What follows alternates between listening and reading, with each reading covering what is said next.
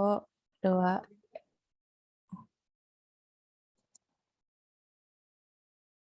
Assalamualaikum warahmatullahi wabarakatuh. Waalaikumsalam warahmatullahi wabarakatuh.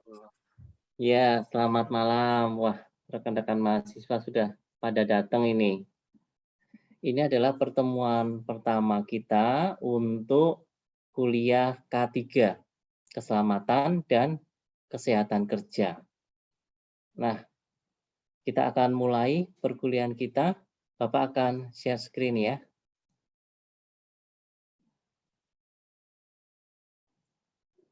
Dewi, boleh minta tolong Bapak dijadikan host?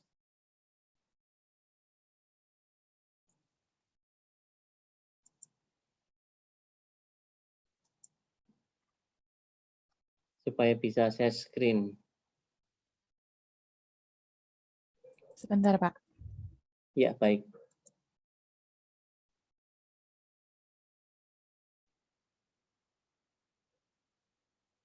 Selamat datang, Sekar. Iya, Pak. Ya, ikut join ya di pertemuan pertama ini. Terima kasih Dewi, Bapak udah bisa ini share screen sekarang.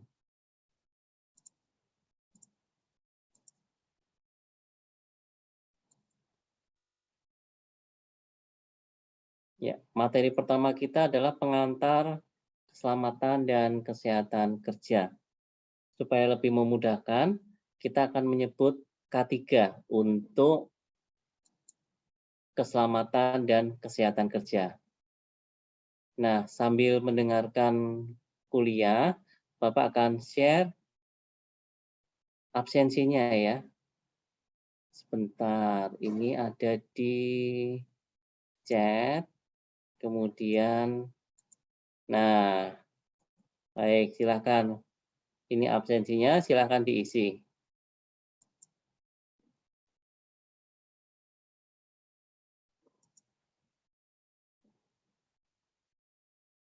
Nah, coba perhatikan gambar yang ada di layar.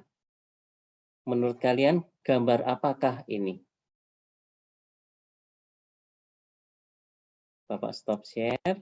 Nah, sudah lihat ya? Gambar apa? Coba. Ada yang pernah melihat gambar seperti itu? Pernah, Pak. Pernah, Pak. Biasa Anissa? tuh di tempat-tempat rumah sakit. Di rumah sakit ya? Tempat-tempat. Itu tempat apa lagi? Kayak di mall, di ini sih kadang di mall juga ada sih ya. Kadang. Iya, Kayak dia habis betul. ngepel tuh pasti ada ditaruh itu biar orang lain tuh nggak jatuh. Biar Iya. orang lain tahu kalau itu masih basah. Ya, betul sekali ya, Anissa.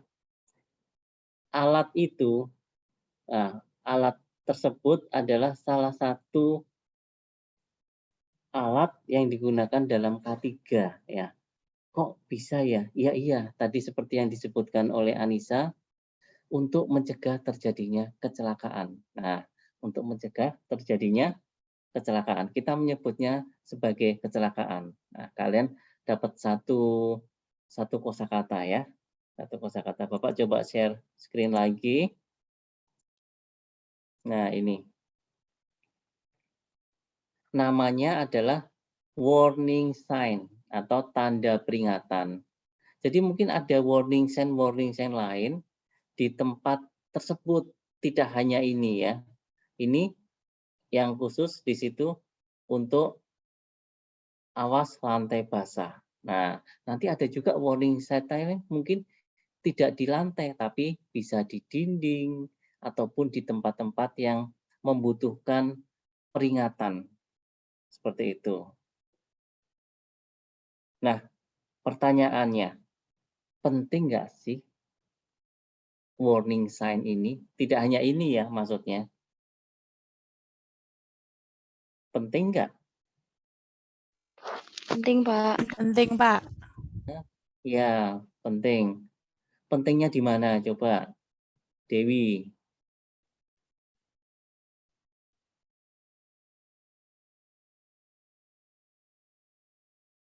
Karena itu mempermudah pekerja untuk mengetahui. Pokoknya itu mempermudah orang-orang, Pak. Kayak tadi kan contohnya lantai basah. Jadi itu mempermudah orang-orang. Karena kan kadang kalau misalkan lantai basah kan nggak kelihatan tuh Pak licinnya. Jadi itu kayak untuk mempermudah aja sih Pak. Mempermudah atau dengan kata lain yang lebih tepat, memperingatkan. Iya. Memperingatkan orang bahwa di situ ada bahaya loh. Nah, ya kan? Dengan lihat aja kata-katanya itu adalah warning sign, ya, tanda peringatan. Artinya adalah bahwa alat tersebut digunakan untuk mengingatkan, memperingatkan orang bahwa di situ ada bahaya, supaya orang-orang yang berada di dekat situ itu lebih berhati-hati. Nah, itu ya. Oke, itu kata-kata yang istilahnya sudah terangkai. Iya. Yuk kita lanjutkan ya. Jadi di sini penting ya. Nah, ini kalau gambar ini menunjukkan bahwa terjadi kecelakaan. Nah, dengan warning sign yang sama ya. Itu. Nah, pertanyaannya adalah di sini sudah ada warning sign-nya, tetapi kok orang kok masih terpleset, masih masih masih terjadi kecelakaan di sini. Menurut rekan-rekan mahasiswa kenapa? Yuk. Mungkin dia Karena menyepelekan, Pak. kurang fokus tuh Pak, dia main HP Pak. Jadi itu bisa Oh, disebutnya human error Pak. iya, terima kasih Dewi dan Anissa.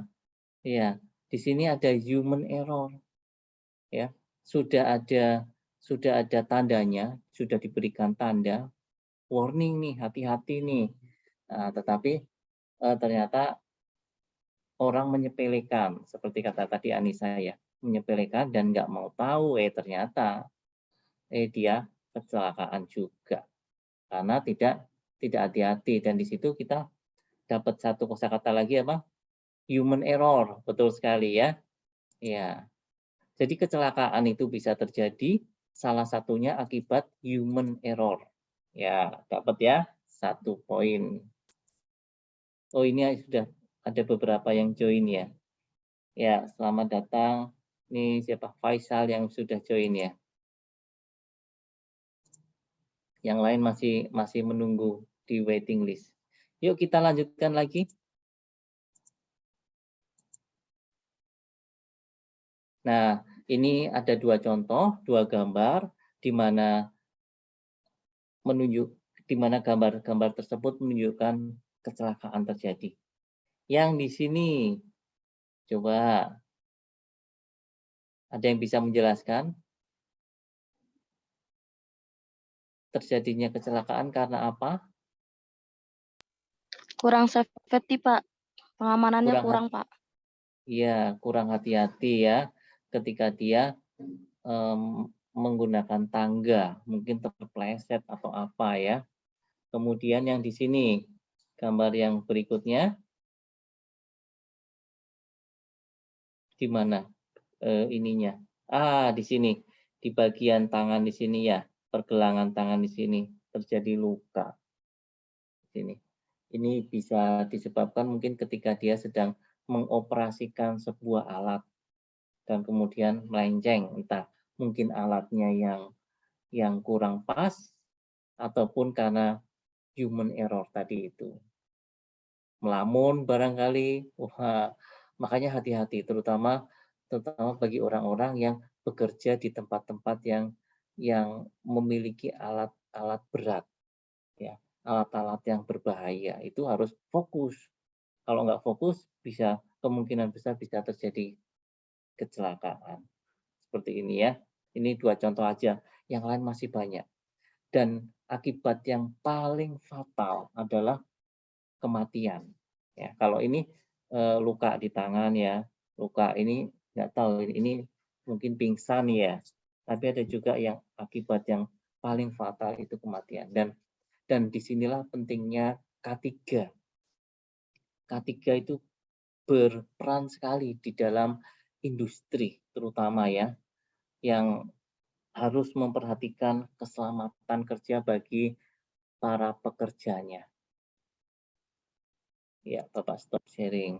Sampai di sini apakah ada yang mau bertanya? Belum ada.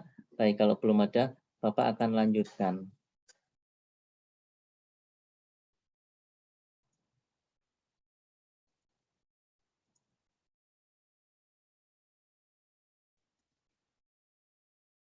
Coba Bapak share screen lagi. Kita lanjutkan. Oke, kita cek GBRP dan RPS-nya. Ya, kita stop sharing dulu.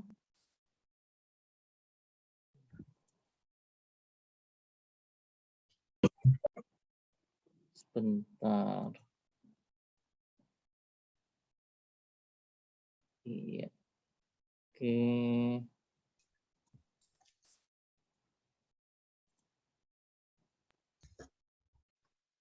Nah, di sini kita lihat ada berapa pertemuan ini? Ada 14 pertemuan. 14 pertemuan ditambah dengan 1 pertemuan untuk UTS dan 1 pertemuan untuk UAS. Berarti ada 16 pertemuan. 16 pertemuan itu ada yang di kelas, kebanyakan di kelas ya. Ini di kelas semua. Dan ada 1 yang laporan kunjungan. Kunjungan, nanti ada kunjungan ke sebuah tempat di mana kalian di situ mengamati ada K3 apa sih yang diterapkan di dalam perusahaan itu atau PT tersebut seperti itu. Nah, kemudian setelah kalian melakukan kunjungan, kemudian kalian membuat laporan dan minggu berikutnya kalian melakukan presentasi dan diskusi di kelas ya. Baru kemudian setelah itu pada minggu berikutnya lagi adalah ujian akhir. Nah, seperti itu ya. Jadi cukup jelas ya di sini atau ada mau ditanyakan? Tidak ya? Baik, cukup jelas. Jadi mengenai apa sih namanya? Rencana perkuliahan kita. Seperti itu. Nah, kita masuk ke tujuan pembelajaran. Di sini ada 4 tujuan pembelajaran yang kita capai. Yang pertama, mahasiswa mendalami pengetahuan mengenai latar belakang ilmu K3. Ya, K3 itu adalah keselamatan dan kesehatan kerja ya. Kemudian yang kedua, mahasiswa mendalami pengetahuan mengenai perkembangan ilmu K3. Yang ketiga, mahasiswa mendalami pengetahuan mengenai definisi dan filosofi ilmu K3. Yang keempat, mahasiswa mendalami pengetahuan mengenai tujuan dan manfaat ilmu K3. Ya, kita lanjutkan. Nah, ini adalah definisi K3. Ada banyak definisi K3. Yang ini definisi K3 yang Bapak ambil menurut ILO, International Labor Organization ya. Ya. Pengertiannya adalah suatu upaya untuk mempertahankan dan meningkatkan derajat kesehatan fisik, kesehatan mental, dan juga kesehatan sosial yang setinggi-tingginya bagi siapa? Bagi pekerja di semua jabatan. Jadi semua pekerjanya, baik itu yang atasan maupun yang bawahan, sampai ke pekerja-pekerjanya. Kemudian pencegahan penyimpangan kesehatan. Diharapkan bisa dicegah gitu ya. Di antara pekerja yang disebabkan oleh kondisi pekerjaan, perlindungan pekerja dalam pekerjaannya dari resiko akibat faktor yang merugikan. Kesehatannya double ya ini. Penempatan dan pemeliharaan pekerja dalam suatu lingkungan kerja yang diadaptasikan dengan kapabilitas fisiologi dan psikologi dan diringkaskan sebagai adaptasi pekerjaan. Nah, ini menurut ILO. Sedangkan kalau diringkas itu dapat definisinya menjadi seperti ini ya. Upaya untuk menciptakan lingkungan kerja yang aman, sehat, dan sejahtera. Aman berarti bisa dikatakan secara fisik, oke gitu ya, tidak was-was. Kemudian sehat, ya tahulah sehat ya, sehat jasmani ya, dan juga rohani. Kemudian sejahtera itu ketenangan. Kalau bekerja di tempat tersebut itu tenang pikirannya, seperti itu. Bebas dari kecelakaan, bebas dari kebakaran, bebas dari peledakan, bebas dari pencemaran lingkungan dan penyakit akibat kerja. Wah, ada ya penyakit akibat kerja? Iya. Nah, untuk pertemuan-pertemuan selanjutnya nanti kita akan bahas apa itu penyakit akibat kerja. Gitu. Ya, ini definisi yang sangat komprehensif gitu ya, dimampatkan jadi seperti ini. Nah, Bapak minta satu orang untuk membacakan kembali definisi yang ini. Ya, satu orang. Yang mana yang ini, Pak? Ya, tolong dibaca kembali. Ya, Keselamatan dan kesehatan kerja atau disebut juga K3. Upaya untuk menciptakan lingkungan kerja yang aman, sehat, dan sejahtera. Bebas dari kecelakaan, kebakaran, peledakan, pencemaran lingkungan, dan penyakit akibat kerja. ya, terima kasih. Baik, kita akan lanjutkan. Definisi sudah ya. Kita lanjutkan filosofi K3. Nah, ini menurut International Association of Safety Professional ya. Ada tujuh filosofi K3. Nah, Bapak minta satu orang membaca di sini. Yuk, siapa? Mulai dari siapa? Silakan.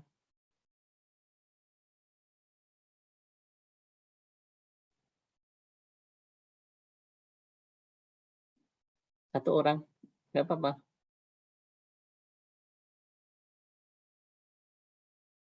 Oke, dimulai dari Bapak aja dulu. Ya, nomor 1, safety is a culture, not a program. Nah, ini filosofi yang pertama. Maksudnya gimana sih, Pak?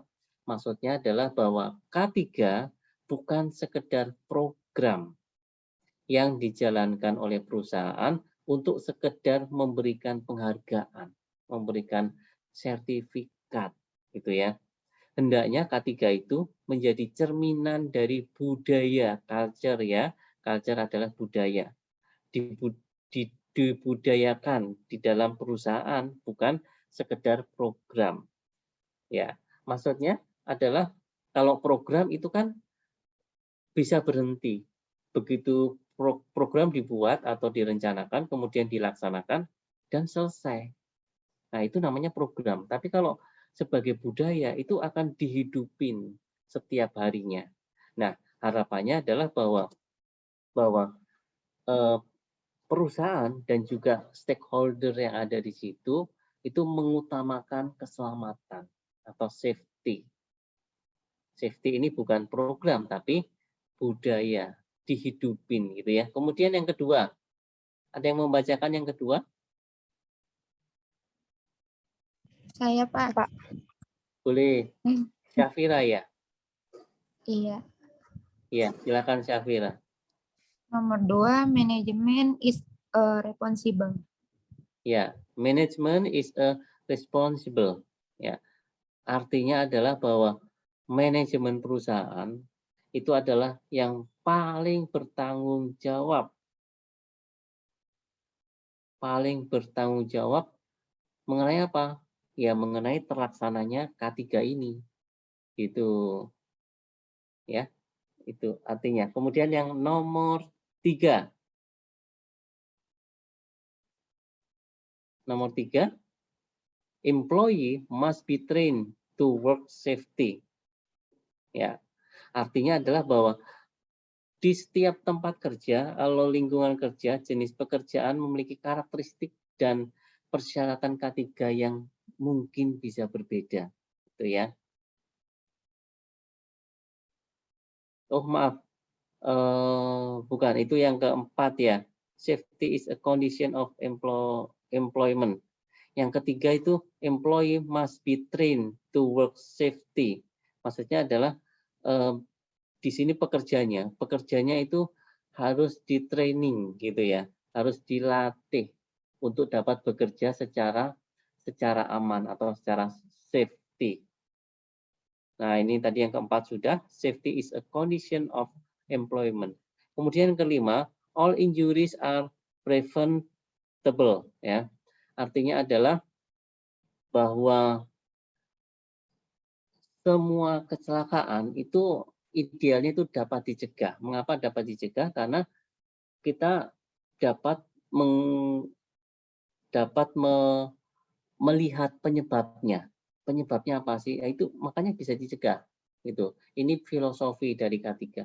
Kemudian yang keenam, safety program must be a site specific.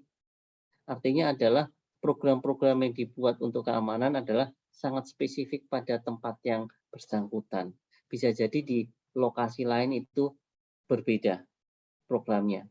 Gitu. Kemudian yang ketujuh, safety is a good business. Artinya adalah bahwa melaksanakan K3 jangan dianggap hanya pemborosan anggaran saja, gitu ya, atau jadi menambahkan biaya. Melaksanakan K3 adalah sebagai proses dari produksi dan strategi dari perusahaan tersebut. Nah, itu maksudnya. Ini filosofi K3. Kemudian tujuan dari K3 adalah bahwa agar setiap pegawai mendapat jaminan keselamatan dan kesehatan kerja, baik secara fisik, sosial, dan psikologi. Kemudian yang kedua, setiap perlengkapan dan peralatan kerja dapat digunakan dengan sebaik-baiknya dan seefektif mungkin. Yang ketiga, semua hasil produksi dapat dipelihara keamanannya. Jadi aman ya hasil produksinya. Yang keempat, adanya jaminan atas pemeliharaan dan peningkatan kesehatan gizi pegawai. Ya, perusahaan yang bagus, yang menerapkan K3 itu pasti akan memperhatikan kesejahteraan dari pegawai-pegawainya, termasuk juga kesehatan gizi salah satunya ya. Nah, di sini yang kelima, tujuan K3 adalah meningkatkan kegairahan, keserasian kerja, dan partisipasi kerja. Yang keenam, terhindar dari gangguan kesehatan yang disebabkan oleh lingkungan atau kondisi kerja. Dan yang ketujuh, agar setiap pegawai merasa aman dan terlindung dalam bekerja. Nah, karena di sini waktunya sangat singkat, Bapak hanya menjelaskan itu yang dua. Yang lain, yang dua lagi adalah sebagai tugas untuk kalian. Silakan cari tentang latar belakang serta perkembangan ilmu K3. Gitu ya. Buat tulisan dijadikan seperti makalah, dikumpulkan minggu depan. Gitu ya. Nah, Bapak stop sharing dulu. Sampai di sini pertemuan kita. Apakah ada yang mau ditanyakan? Tidak ada ya. Baik, tidak ada. Hari ini kita membahas 2 dari 4 tujuan pembelajaran. Yaitu tentang definisi tadi, filosofi ya, filosofi dan tujuan. Dan yang lain yang ada 2, kalian mencari sendiri ya, mencari di rumah, kemudian nanti dikumpulkan sebagai bentuk tugas, yaitu tadi apa? Latar belakang dan juga perkembangan dari ilmu K3. Seperti itu. Banyak ininya, referensinya. Baik, sampai di sini dulu pertemuan kita. Ada yang mau ditanyakan? Sekali lagi. Ada yang mau ditanyakan? Tidak ada ya. Nah, nanti dikasih tahu teman-temannya yang belum hadir di sini bahwa ada tugas loh gitu. Nah, untuk materinya nanti Bapak share di Google Classroom ya. Bapak nanti buatkan Google Classroom, Bapak share materinya di situ. Gitu. Ya. Sekarang siapa yang belum absen? Sudah semua? Ya, baik. Sudah, Baik, Pak. terima kasih ya atas kehadiran kalian malam hari ini. Wassalamualaikum warahmatullahi wabarakatuh. Selamat malam. Selamat beristirahat. Warahmatullahi wabarakatuh. Waalaikumsalam warahmatullahi wabarakatuh. Ya.